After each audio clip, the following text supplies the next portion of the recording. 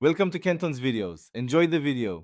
You start by confirming power. Make sure case and earbuds are above 50% so resets work reliably. Next, remove tips and visually inspect charging contacts. Dirt blocks current and causes weird behavior. Once done, perform the first action. A short reset, press, and hold both touch sensors for about 7 seconds until the LED blinks.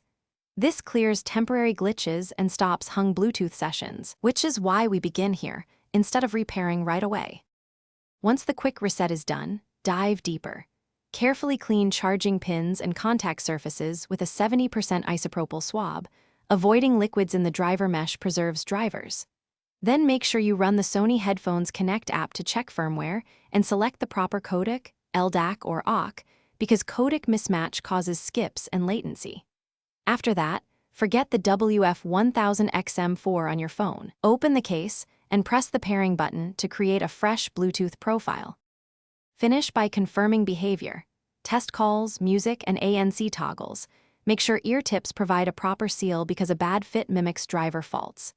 If intermittent problems continue, perform a full factory reset which erases pairings and returns firmware settings.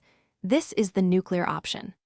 Finally, if issues persist after that, document exact symptoms, warranty status, and contact Sony support for repair or replacement. Tip: if audio cuts on one side, try swapping tips and recleaning contacts before escalating. Thanks for watching. Consider subscribing if we helped you.